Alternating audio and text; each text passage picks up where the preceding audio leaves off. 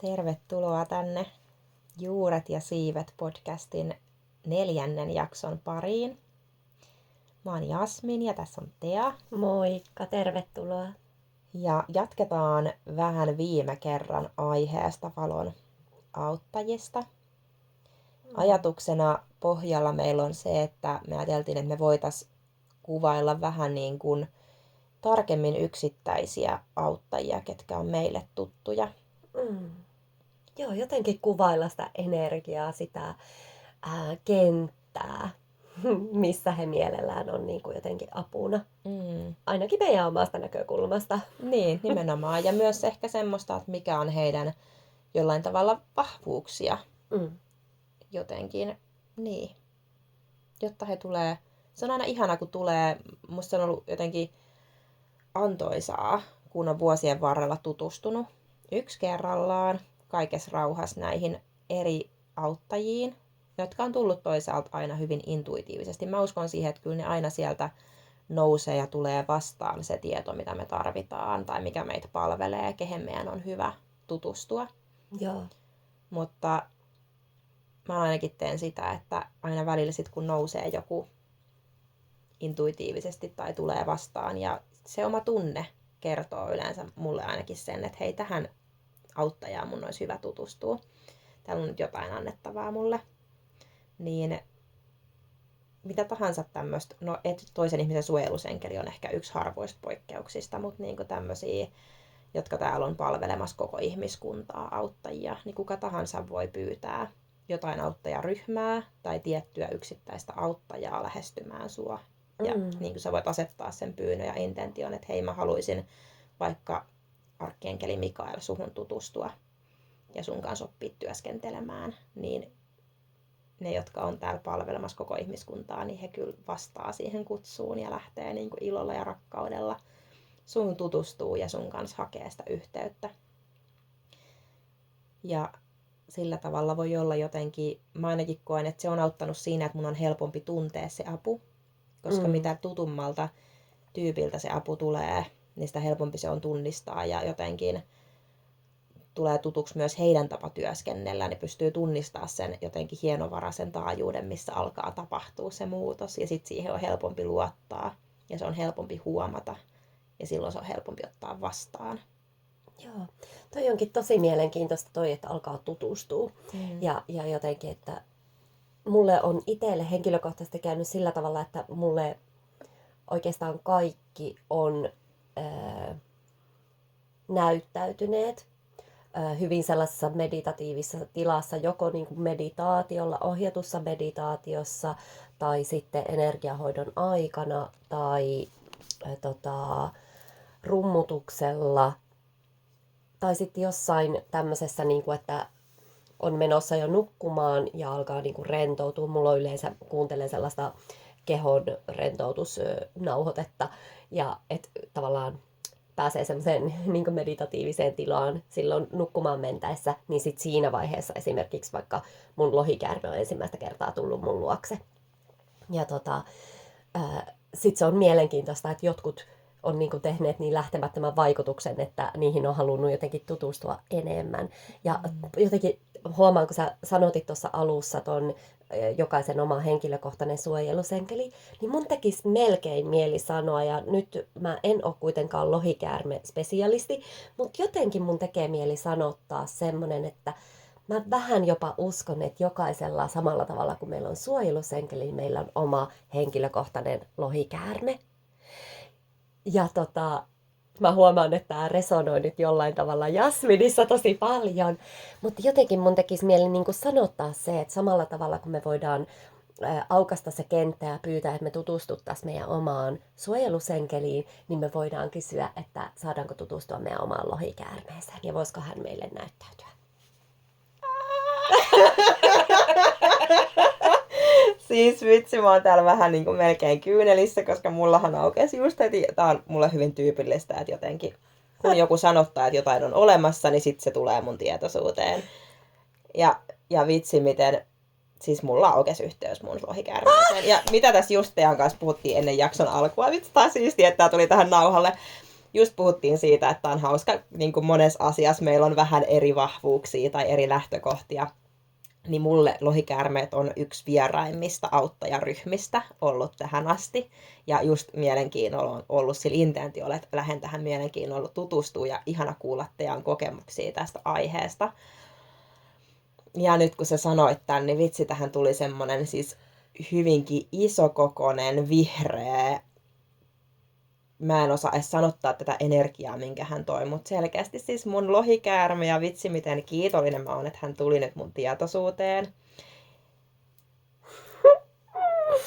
Ja lähden tosi mielenkiinnolla häneen lisää tutustumaan. Mutta tosi voimakkaan energian kanssa tuli tähän ja tosi vahva. Mä saan usein tosi vahvoja tunteita ja sitten semmoista tietoa ja sitten ihan vaan niinku visuaalisia kuvia. Siinä on vähän punaista, mutta paljolti vihreä. Oi vitsi, ihana. Kiitos. Joo. No niin. Tästä on aika hyvä lähteä tähän jaksoon. Wow. No joo, ehkäpä tosiaan kannustaisin siellä kaikkia kuulijoita myös, niin kun, jos semmoinen resonoi ja kutsuu jotenkin semmoinen lohikäärmeiden kenttä. Ehkäpä mä vähän avaan niin kun mun omia kokemuksia lohikäärmeistä. Mulla on tosiaan mun oma henkilökohtainen lohikäärme, joka on tämmöinen vähän iso ja kömpelö kaveri, hyvin hyvin erilainen kuin sitten mun elämässä on myös nämä tämmöiset valkoiset lohikäärmeet, jotka on tämmöisiä hyvin pieniä, vikkeliä ja joilla on tosi voimakas tämmöinen muuntamisen kyky. Voivat esimerkiksi negatiivista energiaa niin kuin tuhota. Se on ehkä oikea sana. Ja sitten taas tämä mun oma henkilökohtainen lohikäärme on hyvin semmoinen niin kuin turvaa tuova. Ja semmoinen niin kuin, aika jotenkin läheisyyden kaipuinen ja semmoinen lämminhenkinen. Joo, hänen läsnäolo yleensä niin kuin mun hermostoon reagoi tosi voimakkaasti. Tai mun hermosto reagoi hänen läsnäoloon silleen tosi nopeasti niin, että hermosto rauhoittuu. Lohikäärmet on ehkä vähän, niissä on jotain samankaltaista, että enkelit on niin kuin jollain tavalla, voisiko sanoa valoisampia jännästi. Ja sitten lohikäärmet on jotenkin konkreettisempi, tai konkreettinenkin on ehkä väärä sana, mutta lohikäärmeissä ei ole ehkä sellaista niin voimakasta valoa kuin enkeleissä jännästi. Näitä on vaikea. Vähän eri taajuudella, siis tosi positiivisia molemmat. Kyllä, näitä on tosi vaikea sanottaa tälleen, yrittää muotoilla lauseeksi ja sanottaa. Mutta jotenkin niin se lohikäärmeet on vähän niin kuin siinä samalla tavallaan niin kuin taivaan ja maan välissä, niin jotenkin siinä samalla tasolla ikään kuin mitä enkelitkin. Että ne on niin kuin vähän sitä näkymätöntä maailmaa, mutta jo aika konkreettisia. Ja sitten, että niillä on tosiaan semmoinen aivan uskomaton kyky niin kuin siis sekä tuhota energiaa, mutta sitten myös niin kuin, materialisoida, tuoda niin kuin materiaksi. Ja just esimerkiksi mun mielestä vaikka niin kuin tämä saippuakuplan muodostuminen niin kuin jotenkin ikään kuin kuvastaa vähän sitä, että millä tavalla he voi niin kuin tuoda konkreettiseen muotoon. Ihana. Joo, ja missä niin kuin lohikäärmeet voi olla suureksi avuksi, niin jos on esimerkiksi jotain tosi raskasta, tämmöistä, niin kuin, että on pakkaantunut vaikka johonkin ihmissuhteeseen jotain negatiivista energiaa, joku riita tai joku tämmöinen, niin siihen voi pyytää niin kuin niitä lohikäärmeitä ikään kuin tuhoamaan sen energiaa, mitä on liittynyt vaikka siihen riitelyyn. Tai mulla esimerkiksi henkilökohtaisella tasolla oli semmoinen kivulias kokemus, tai jotenkin enemmänkin semmoinen niin kuin jännä, semmoinen vähän epämiellyttävä, semmoinen etova tunne, joka liittyy yhteen ihmissuhteeseen ja valkoiset lohikäärmeet konkreettisesti sen niin kuin tuhosivat sen energian. Ja että heihin liittyy semmoista ihan ihmeellistä kenttää, niin kuin, että he voi hyvin konkreettisella tasolla niin kuin muuttaa asioita. Joo. Wow, joo. Mullakin tuli heti tästä mun lohikäärmeestä semmoinen, niin kun, että hän sanoikin mulle tuossa mulle näytti sellainen kuva, kuinka hänellä tuli sieraimista tähän savua, ja sitten hän sanoi mulle, niin kuin mulle tuli myös mielikuva siitä, että jos sulla on mikään este sun edessä, niin anna mun puhaltaa se niin kuin mun tulella jotenkin pois siitä. Jotenkin tosi voimakas. Hän on tosi iso ja hänellä on tosi vakaa energia. Ja musta tuntuu, että hän tukee mua myös. Ehkä hän tuli tähän hetkeen, just kun mun pikkuhiljaa toiminta selkeästi tässä kasvaa. Ja semmoinen niin tuomaan myös semmoista rohkeutta ja itsevarmuutta ja tukea semmoisen isommankin tilan kannattelussa. Et esimerkiksi nyt ensimmäistä kertaa olin valonpäivillä pitämässä luentoa, niin se oli ehkä isoin yleisö, mitä mulla on tähän asti ollut. Niin jotenkin tuli semmoinen, niin että auttaa myös isompien tilojen kannattelussa. Wow. Ihanaa, että sanotat ton. Koska mulla on tämä mun lohikäärme myös todella usein esimerkiksi rumpupiirillä. Mä pyydän, että hän turvaa majaa, missä pidämme rumpupiiriä. Niin hänellä on siihen täysin ihana jotenkin kyky. Ja välikommenttina haluan sanoa, koska tässä on nyt toisessa jaksossa jo tullut ihan välikommenttina jotain sun saippua kuplista, niin halusinpa vaan sanoa, että tutustukaapa Bubbeliinaan. Joo. Jos haluatte lasten juhliin tai tapahtumiin tai mihin muuhunkaan aikuistenkin tapahtumiin iloa ja saippuakuplia, niin haluatko ihan lyhyesti kertoa? Joo, Bubbeliina on tosiaan tämmöinen ilon aaltopituudella toimiva saippuakupla-taiteilija. Eli mun tämmöinen hahmo, minkä artistin nimi on Bubbeliina ja tekee tosiaan jättisaippuakuplia semmoisella twistillä, että aina niitä saa tulla myös itse sekä lapsiryhmät tekemään, että aikuiset ihan vauvasta vaariin.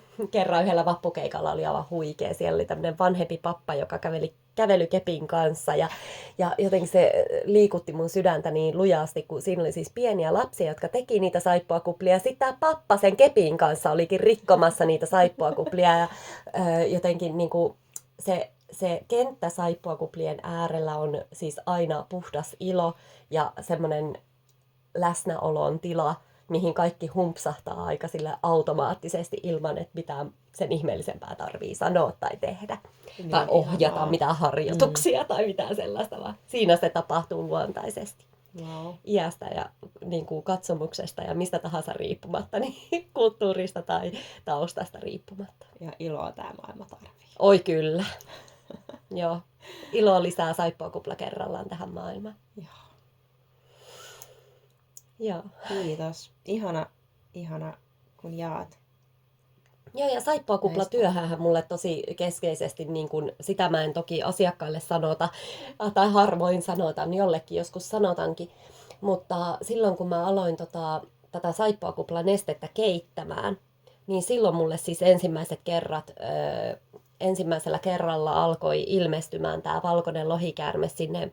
Mulla on sellainen 10 litran kattila, missä mä keitän sen saippuakuplanesteen. Ja siihen nesteen pinnalle alkoi ilmestyä tämä valkoinen lohikäärme. Ja jotenkin se kenttä alkoi siihen valkoisten lohikäärmeiden kanssa silloin aukeamaan. Ja sitten yhdellä keikalla mä ensimmäistä kertaa jopa näin ne valkoiset lohikäärmeet lentämässä siellä niiden saippuakuplien keskellä. Ja mä sitten tutustuin, kukakohan se on nyt tämä yksi tämmöinen, joka tekee aika paljon kaikkia tarotpakkoja ja muuta. Mä en saa nyt Diana Cooperin lohikäärmekirjasta. Tutkin valkoisista lohikäärmeistä ja siellä oli useammassa kohdassa mainittu valkoiset lohikäärmeet, mutta sitten oli spesifisti arkkienkeli Gabriel. Ja mä vaan tiesin, että nämä lohikäärmeet, jotka kanssani työskentelevät saippuakuplien kanssa, ovat nimenomaan arkkienkeli Gabrielin. Ja siihen mulla ei ole mitään sen ihmeellisempää, että miksi näin on. Mä vaan tiesin, että näin se on ja ne ovat hänen. Että sit usein ennen keikkaa mä virittäydyn siihen, että mä pyydän, että toivon, että siunaatte nämä saippuakuplat ja olette siinä työssä mukana ja tuotte sen ilon kentän siihen. No nyt me on puhuttu lohikäärmeistä ja sivuttu enkeleitä. Pitäisikö mun alkaa puhua vähän näistä yksittäisistä enkeleistä, ketkä on mulle tutumpia? Joo, ja heti ensimmäisenä nousi, kun sä mainitsit arkkienkeli Mikaelin tuossa alussa. Joo. Jotenkin jännästi, kun esimerkkikuvauksena puhuit arkkienkeli Mikaelista, niin kerro vähän esimerkiksi vaikka nyt siitä arkkienkeli Mikaelista. Joo, mä kerron. Ja mä haluan ehkä alkuun sanottaa vielä sen, että tämä mitä mä nyt jaan on vähän yhdistelmä semmoista tietoa, mitä mä oon kuullut muilta ihmisiltä, lukenut kirjoista ja mitä on niin kuin mun henkilökohtaisia kokemuksia näiden enkeleiden kanssa. Joo. Että sit voit itse tunnustella, mikä sieltä resonoi. Ja ihan vaan se, että mä nyt kun mä puhun, niin ei välttämättä ole absoluuttista totuutta, vaan Joo. semmoista niin kuin mun näkemystä ja kokemusta. Tämä sama toki, niin kuin missä... Kaikkeen muuhunkin. Joo, Ihan kaikkeen. Ja täysin sama pätee näinkö tähän lohikäärmeen alustukseenkin. Joo. Ja. Mutta arkienkeli Mikael on niin kuin käsittääkseni enkelikunnan johtaja. Että heillä on tietynlainen semmoinen niin kuin, jonkinlainen hierarkia ja semmoinen niin kuin tehtävien jako ja sellainen niin kuin organisoitunut se heidän toimintansa täällä auttamassa ihmiskuntaa. Ja Mikael on tämmöinen niin kuin enkelikunnan johtaja. Ja hän on myöskin tämmöinen hyvin voimakas suojelija ja hyvin voimakas matalien energioiden puhdistaja. Mulle henkilökohtaisesti Mikael näyttäytyy yleensä joko sinisenä tai punaisena valona. Wow. Pakko varmaan nyt, kun tästä tuli tää wow-kommentti, niin sanottaa myös tänne teille kuulijoille, että Tea just osoitti, kun hänellä on täällä Tean tuvalla tämmönen aivan ihana ovi, mihin täällä kävijät saavat lisätä jotain, piirtää tai kirjoittaa jonkun oman, niin kuin, mitä haluaa tänne tilaan ihmisille jättää. Ja tähän on joku piirtänyt tällaisen spiraalin, mikä on sinipunainen. Niin aika mielenkiintoista. Ja Tea just osoitti sitä nyt tossa, kun mä mainitsin, että mä näen Mikaelin yleensä sinisenä tai punaisena valona. Joo, mutta. Ja sitten toinen, miten hän mulle näyttäytyy, on tämmönen niin kuin mies-ihmis-soturimainen hahmo, jolla on niin kuin siivet selässä ja semmoinen valomiekka kädessä. On niin kuin toinen, miten se mulle yleensä näyttäytyy. Ehkä ylipäänsä enkeleiden ja näiden taivaallisten auttajien ulkonäöstä sen verran, että nämä henkiset olennothan eivät ole samalla tavalla sidoksissa yhteen pysyvään fyysiseen ulkomuotoon kuin me täällä fyysisessä elämässä ollaan. Että he pystyy ikään kuin muovaamaan sitä omaa ulkomuotoa ja yleensä he lähestyykin ihmistä sellaisella ulkomuodolla tai näyttäytyy ihmiselle sellaisella tavalla, joka on jollain tavalla turvallinen ja helposti lähestyttävä sille, ketä he lähestyy. Ja ehkä myös kuvastaa sitä, mitä he sille ihmiselle niin kuin tuovat sitten jotain. On se sitten iloa tai turvaa tai mikä ikinä. Ja mä mielelläni toivon, että mun suojelusenkeli pitää muotonsa. Ja joo. Niin Mikael on mulle yksi semmosista, jotka on itse asiassa ensimmäisiä tämmöisiä, niin kuin, kehen mä oon oikeasti tutustunut yksittäisiin auttajiin. Hän on ollut niin kuin hyvin pitkään mun matkas mukana. No. Ja arkkienkeleillä ylipäänsä on ihan valtavat joukot enkeleitä myös ikään kuin käskettävänään tai ohjattavanaan, jotka auttaa heitä tekemään sitä työtä. Ja myös he pystyy olemaan, heille ei ole ihan samat säännöt kuin fyysisellä tasolla olevassa. He pystyy olla ikään kuin useammassa ajassa ja paikassa ja todellisuudessa samaan aikaan läsnä. Koska tämä todellisuus ei lähetä nyt siihen sen enempää, mutta tämä ei ole nyt ihan niin kuin, että se millainen tämä olemassaolo ja todellisuus on, niin mullakaan ei ole siitä tarkkaa käsitystä, mutta mulla on avartunut se käsitys siitä, että tämä nyt ei ole vaan ihan lineaarinen aikalinja, missä on menneisyys ja tulevaisuus, vaan enemmänkin päällekkäisiä todellisuuksia ja semmoista rajattomuutta tietyllä tavalla. Niin sellainen on arkkienkeli Mikael ja tekee, niin kuin, joo, ehkä semmoinen, että nousee mieleen, että se on niin kuin, ehkä just Raamatunkin kautta ja näin aika tunnettu enkeli. Niin siinä mielessä ehkä monelle helposti lähestyttävä ja itse kutsun häntä usein, jos kaipaan turvaa, suojelua, apua matala energian puhdistamiseen tai sitten katkaisee jotain energiayhteyksiä, mitkä ei mua palvele sillä omalla valomiekallaan. Pitäisikö mun kuvailla muitakin näitä mulle tuttuja arkkienkeleitä? Mitä mieltä saatte? Joo, mä oon vaan pelkkänä korvana täällä niinku korvat höröllään. No sitten toinen mulle hyvin tuttu arkkienkeli on arkkienkeli Zadkiel, josta mainitsin viime jaksossa. Ja hänet mä näen usein violettina valona ja violettina liekkinä myös, mikä on tämmöinen voima, minkä kanssa hän työskentelee paljon. Ja tää on sellainen alkemistinen voima. Siis siinä on ihan uskomaton voima muuntaa jos puhutaan, niin kuin, että alkemia jossain tarinoissa ja kirjallisuudessa on usein sitä, että muutetaan jotain kullaksi, niin tämä on niin kuin energisessä muodossa käytännössä sitä, että jos on joku epämääräinen massa mössöenergiaa, niin tämä violetti liekki ja Saadkiel pystyy tulla sillä violetin liekillä polttamaan niin, että siitä puhdistuu ja muuntuu kaikki se energia puhtaaseen, kirkkaaseen tilaan, mikä kulta ikään kuin edustaa sitä. Että se on taas semmoisessa muodossa, mikä palvelee ja mikä on jotenkin eheätä ja rakentavaa ja tukee sitä, mitä ikinä tarviikaan siinä hetkessä tukea. Ja jos mulla on vaikka joku semmoinen, sanotaan, että mua ahdistaa, ja mä tunnen, mulla saattaa tulla vaikka mielikuva, että mä tunnen, että mulla on vaikka rintakehässä jotain semmoista niin kuin tukosta ja jotain semmoista tummempaa energiaa, niin se on semmoinen, mitä mä monesti teen, että mä pyydän yleensä arkkenkeli Mikaelin ja arkkenkeli Saadkielin, että hei, tulkaa auttaa mua muuntaa ja puhdistaa tämä energia semmoiseen tilaan, että se mua palvelee mun korkeinta parasta. Ihan yksinkertaisuudessaan. Ja sitten esimerkiksi arkkenkeli Rafael on kans mulle hyvin läheinen, varsinkin hoitotyössä. Näen usein vihreänä valona. Ja kaikki nämä enkelit mä näen välillä semmoisina ihmismäisinä hahmoina, kenellä on välillä siivet, välillä ei, mutta monesti myös värien kautta. Joo. Ja sitten heille on tullut myös, kun mä heidän kanssa työskentelen paljon, niin semmoinen, että mä jotenkin tunnen sen energian ja läsnäolon semmoisena, mitä mä en osaa kuvailla, sanottaa.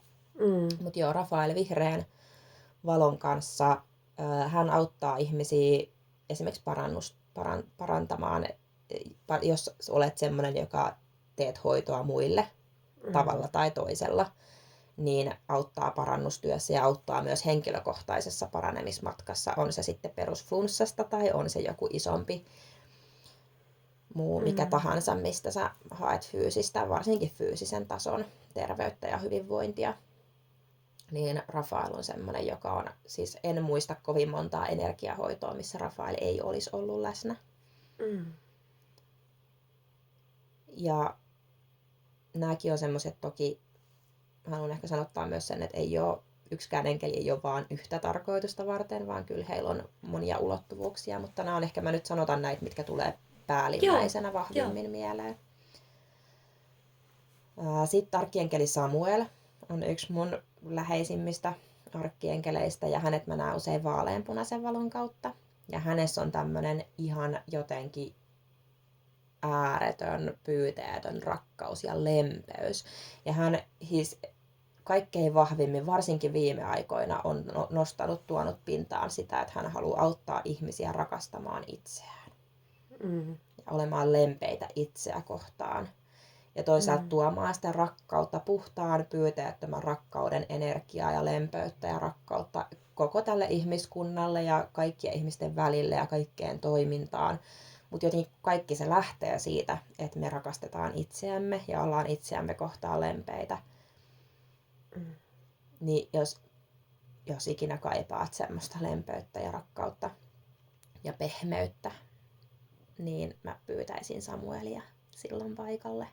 Jännä, kun mulle tulee niin kuin kauhean voimakkaasti, tuossa kun sä puhuit tuosta arkkienkeli Rafaelista, niin tuli jotenkin tosi voimakkaasti toi jotenkin tommonen niin kuin kuusen, niin kuin se linkki niin kuin tollaiseen, mikä mulle yhdistyy kuuseen tosi vahvasti, mihin tahansa kuusiin, tai ehkä havupuut yleensäkin.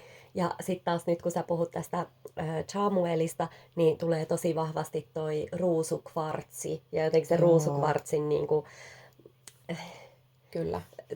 Essenssi. Jotenkin jännä. Ja miksi mä rakastan puhua myös kivistä.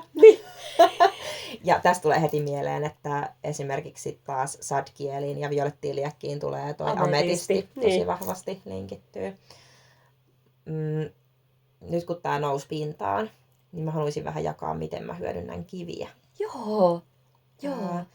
Kivissä itsessään, ihan jokaisessa kivessä on voima auttaa meitä ihmisiä. Ja ne on sellaisia, mille tahansa kivelle sä voit antaa tehtävän sanomalla ääneen.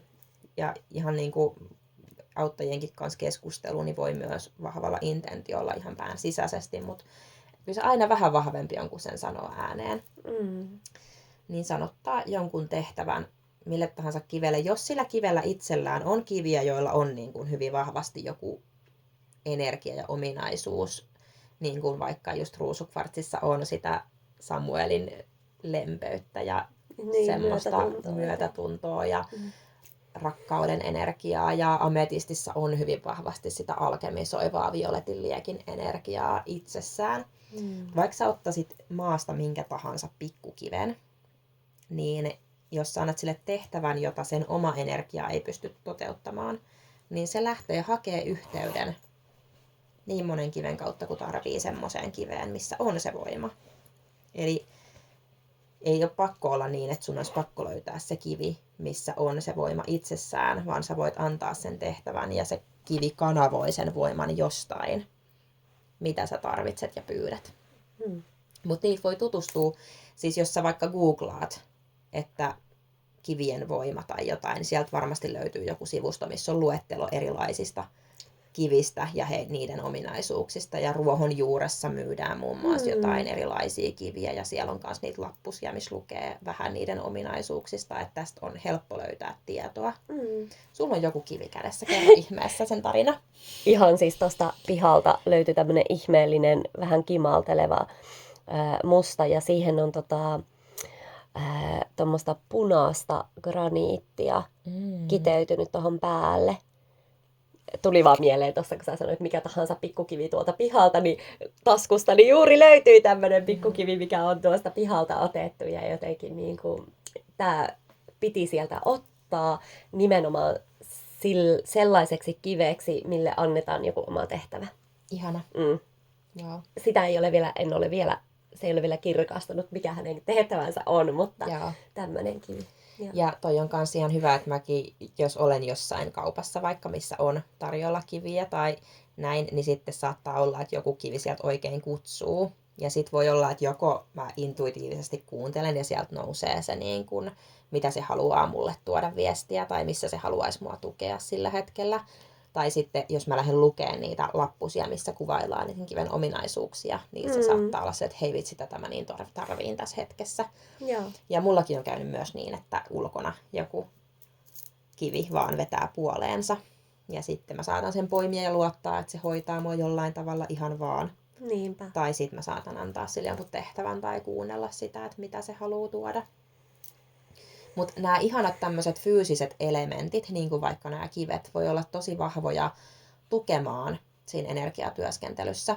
Kyllä. Et jotenkin yksi on esimerkiksi se, että semmoinen, mihin aina välillä tulee ohjaus, että se palvelee joitain ihmisiä, vaikka mun jotain asiakkaita, joilla on ollut vaikka vaikeuksia saada pysymään jossain työtilassa tai kotona hyvää energiaa, niin heitä on saattanut auttaa tosi paljon se, että he on ottanut vaikka jonkun ametistin, mille ne on antanut tehtävän, että he ei auta pitää tämän kodin tai tämän tilan energiat puhtaina tai sellaisina, mitkä meitä palvelee, että meillä on täällä hyvä olla. Niin jollain tavalla se, että jos itse unohtaa pyytää tai ei jotenkin osaa ylläpitää itse sitä semmoista tilaa, mitä toivoisi, niin sitten se voi auttaa tosi paljon, että se kivi itsessään muistuttaa sua siitä, että hei, täällä koko ajan joku puhdistaa ja hoitaa ja tukee mua tässä. Niin jos se voi vaikuttaa paljon ja sitten myös, että se toteuttaa sitä tehtäväänsä. Moni kivi kaipaa sitä, että ne aina ajoittain joskus vaikka pyydät enkeleitä, että hei, puhdistakaa tämän kiven energiat, tai voi, jos se kivi kestää vettä, niin pestä ihan vedessä, tai laittaa vaikka merisuolan sekaan, niin se suolas on semmoinen ominaisuus, että se imee energian itseensä, ja sillä tavalla puhdistaa niitä kiviä. Muutama kivi on semmoinenkin, mitkä ylläpitää omaa puhtauttaan, mutta tai sitten savulla voi myös puhdistaa.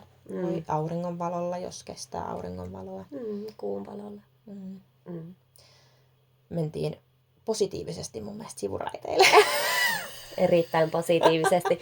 Jotenkin kun mun mielestä niin kun, se on mielenkiintoista, että miten ikään kuin samalla aaltopituudella saattaa olla vaikka nyt arkkienkeli Chamuel ja ruusukvartsi, mahdollisesti joku omenapuun kukka, ruusu, vaaleanpunainen ruusu tulee mieleen tästä tälle äkkiseltään. Äkkiseltään tulee niinku tämmöiset nousee nyt, niin että miten ne on niinku, vähän niinku edustaa ikään kuin samaa aallon pituutta.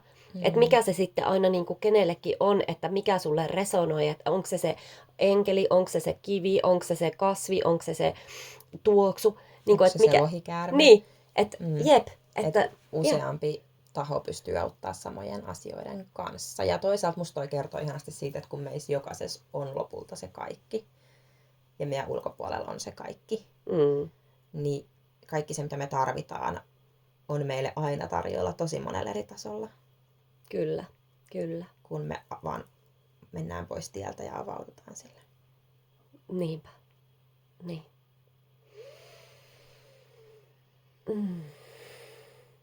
Sä puhuit tuosta värien merkityksestä jotenkin, että miten niin kuin, sulle näyttäytyy väreinä. Mainitsit arkienkeli Mikael ja sen sinisen ja punaisen ja Zadkiel ja violetti, Rafael ja vihreä ja toi Samuel ja vaaleanpunainen. Mikä merkitys tämmöisellä värien niin kuin visualisoinnilla sulle, että käytät sä niitä värejä jotenkin pelkästään esimerkiksi? No ehkä se, että jos mä käytän värejä intentiolla, niin mulla tulee vähän automaattisestikin mieleen myös niihin liittyvät auttajat. Joo. Ja sitten se on semmoinen niin kuin yhtälö. Mutta kyllä mä saatan vaikka pukeutua semmoisiin väreihin, mitkä, jos mä kaipaan iloa, niin mä käytän paljon keltaista väriä. Joo. Keltainen side noteina arkienkeli Uriel. Joo. Ja keltaisen värin enkeli mun silmissä. Ja mulle tulee taas mieleen sitriini. No sekin joo. Sitriinikivi. Joo. Käytän myös paljon. Ja näin, että, tai jos mä kaipaan sitä lempeyttä, niin saatan just kantaa ruusukvartsia. Tai näin, että on semmosia jossain, niin kuin, mutta ehkä enemmän se tulee siitä, että joo, mä käytän sisustuksessa vaatteissa siinä millaisia kiviä tai kivikoruja mä kannan mukana. Niitä värejä, jos mä maalaan, niin mulla on hyvin vahvasti yleensä värit ja värien ne energiat ja mitä ne mulle edustaa siinä prosessissa mukana. Mutta sitten ehkä niin kuin enempi just jossain energiatyöskentelyssä se tulee niin päin, että ne tulee mulle näyttäytymään tai tulee mun mieleen ikään kuin merkkinä siitä, mitä tapahtuu. Et kun esimerkiksi energiahoidossa, niin no siinä on ne tietyt, että aina me lähdetään puhdistaa energiaa ja aina me lähdetään niin kuin virrattaa uutta energiaa sinne tilalle ja näin, mutta hyvin vahvasti siinä tulee se, että sieltä nousee, että en minä voi tietää, mitä se asiakas tarvitsee, mutta se tuodaan mun kautta osittain ja osittain suoraan asiakkaalle, mitä se asiakas tarvitsee ja mikä häntä palvelee.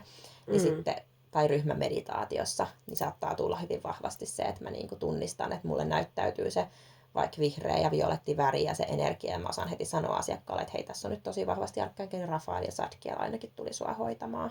Joo. Ja sitten se saattaa siitä lähteä aukeaa jotain syvempää, tai sitten se saattaa vaan olla semmoinen, että hei, tiedoksi me ollaan tässä. Joo.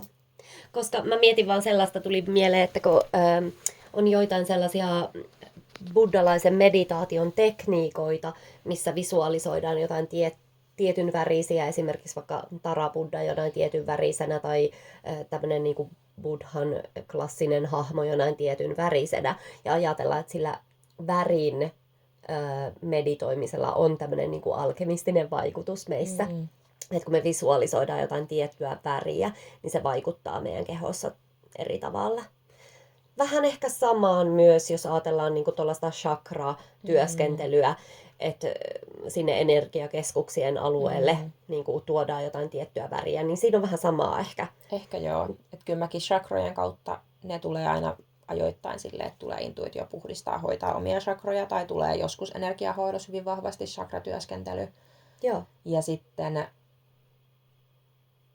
mä oon joskus kanssa törmännyt tämmöiseen harjoitukseen, missä on otettu vaikka joku esimerkiksi oma vaikka traumakäsittelyyn tai joku semmoinen haastava tunnekäsittelyyn sillä lailla, että sitä hoidetaan vuorotellen eri väreillä ja vaan seurataan, että miltä se tuntuu ja mitä tapahtuu. Okei, tosi mielenkiintoinen harjoitus, en ole kuullutkaan, mutta Joo. Kuulostaa mielenkiintoiselta. Joo.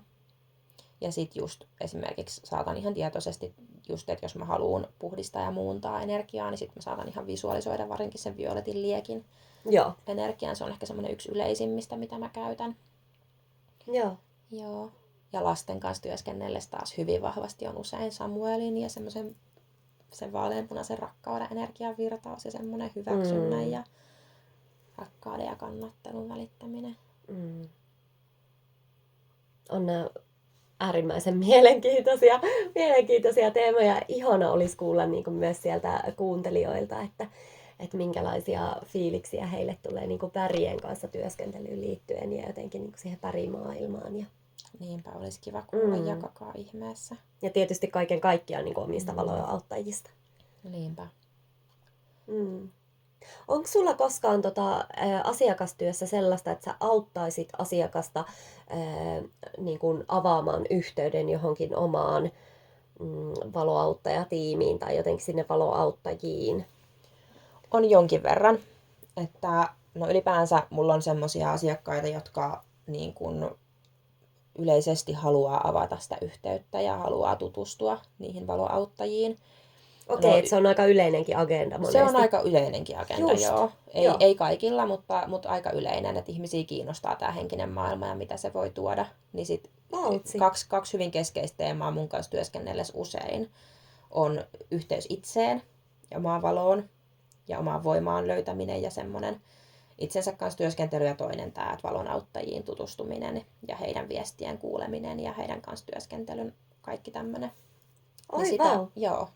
Sitä on ja yksi, niin kun, toki se on aina henkilökohtainen matka, missä mä pystyn olla ikään kuin kanssakulkijana ja tukemassa, vahvistamassa, neuvomassa, mutta se on kuitenkin oma matka, mikä vaatii semmoista, että mikä ikinä on sulle se semmoinen jotenkin hyvän tuntunen, mikä tuntuu sulle oikealta ja hyvältä tavalta lähestyä sitä aihetta, pysähtyä sen aiheen äärelle.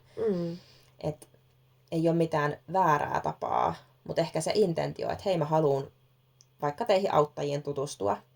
Se voi olla että yleisesti, että hei mä haluun teihin, tai sä voit valita sen yhden vaikka oman suojelusenkelin tai vaikka arkkienkeli, Urielin tai minkä ikinä.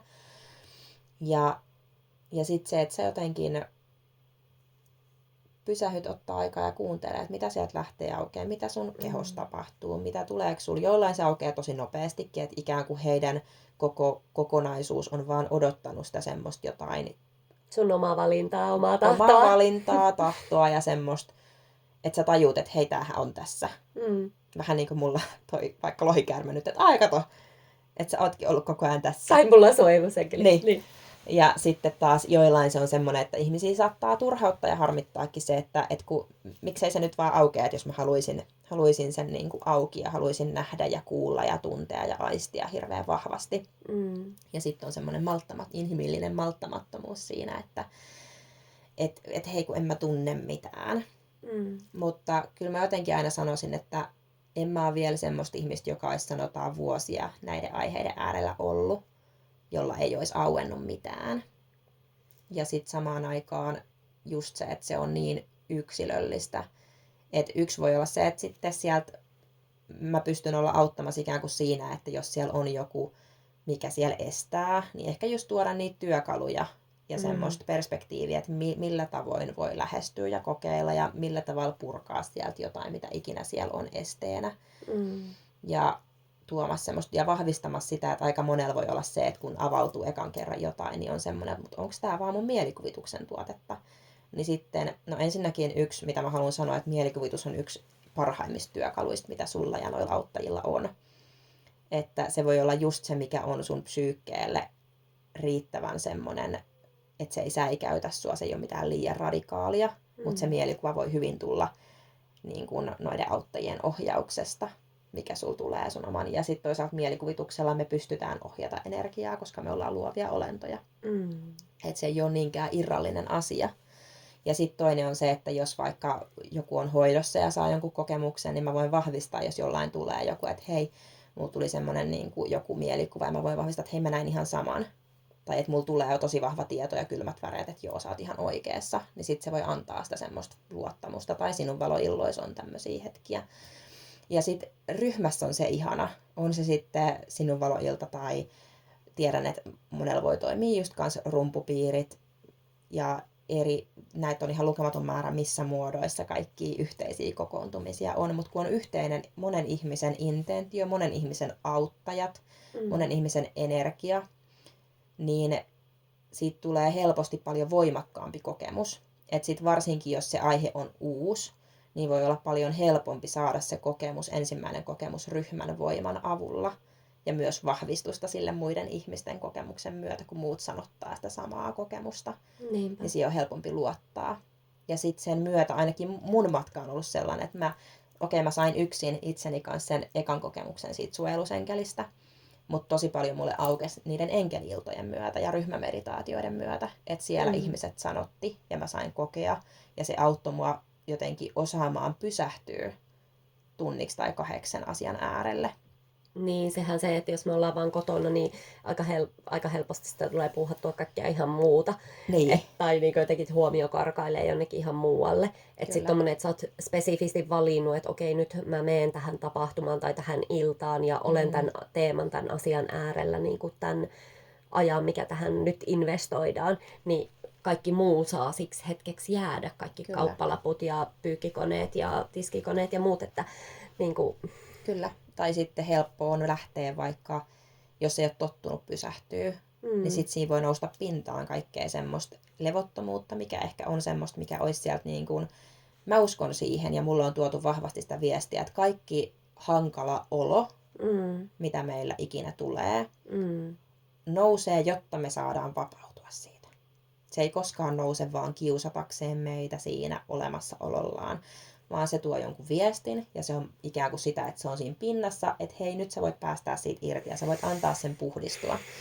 Mutta jos sä et ole tottunut sellaiseen työskentelyyn, jos sä et ymmärrä, mitä siinä tapahtuu, niin se on hirveän vaikea välillä olla sen vaikean tunteen kanssa läsnä. Niin. Ja sitten tulee lähettyä vaikka, että mä nyt luen kirjaa tai katon tätä telkkaria tai koko ajan puuhailen jotain ja ikään kuin välttelen sen asian kohtaamista. Niinpä.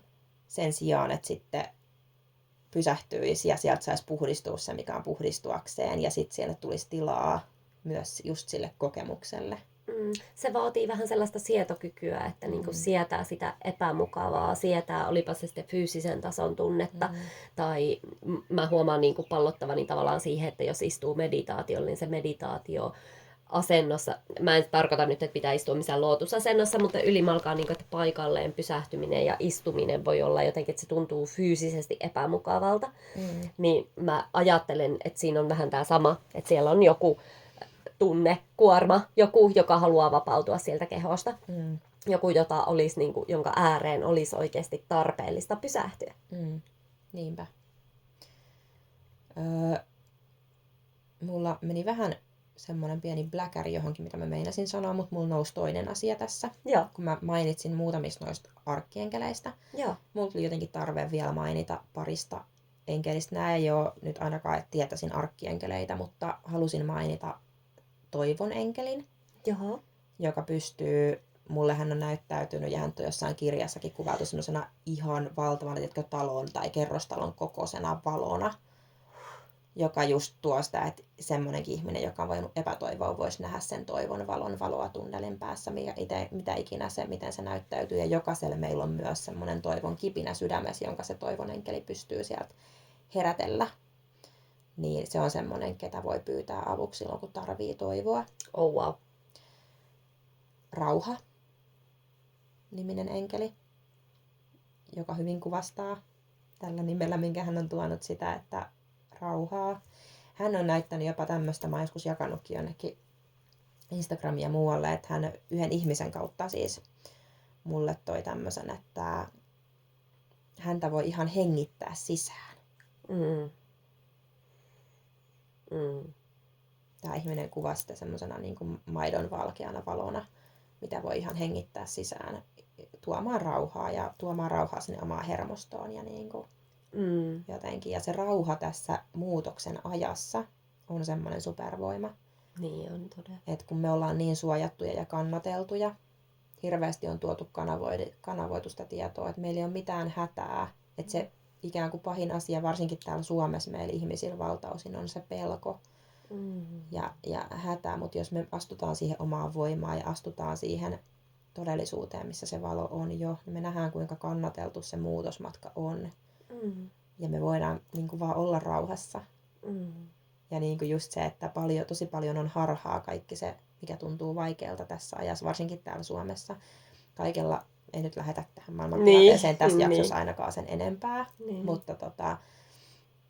Mutta jotenkin se, että hyvin paljon vaikka toi talouskin juttu, että moni on huolissaan tämän hetken taloustilanteesta, mutta hirveän vahvasti mullekin tulee se olo ja tieto, että enemmän se on se sun uskomus, mikä voi rajoittaa sun omaa taloustilannetta kuin se maailmantilanne. Mm.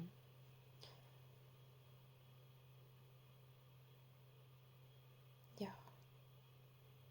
Haluaisitko vetää meille jonkun loppulaskeutumisen ja pysähtymisen? Haluan. Nouseeko sulla vielä jotain? Joo, nousee sellainen, minkä haluan vaan sanoa, että jos jollekin siellä nyt kuulijalle herää mitä tahansa ajatuksia, mietteitä, haluat sieltä niin kuin jotenkin ojentaa käteesi ja kuulet kutsun, että kaipaat tukea tai mitä ikinä, niin täällä ollaan ja meidän yhteystiedot löytyy helposti mistä tahansa sieltä kuvauksista kyllä. Ja muualta, niin älkää epäröikö niin kuin kurottaa kohti, niin me kyllä vastaanotetaan täältä joko yhdessä tai erikseen tai miten vaan, että kyllä. Älkää jääkö niin kuin yksin minkään asioiden kanssa tässäkään, että se, että teillä on sitä valojoukkoa siinä ympärillä ja niitä auttajia, mutta täällä on niin kuin myös näitä lihallisia, fyysisiä olentoja teitä auttamassa ja teitä varten palveluksessa. Mä haluan vielä sanoa vähän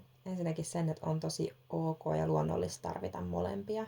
Niin. Että sä saat tarvita, vaikka sulla on ne ihanat valojoukot siellä, niin sä saat tarvita myös ihmisiä. Me ollaan täällä, me ei olla tultu ihmisinä kokemaan tätä yksin. Juuri näin. Vaan se on tarkoituksenmukaista, että me jaetaan ja opitaan yhdessä ja kannatellaan toinen toisiamme.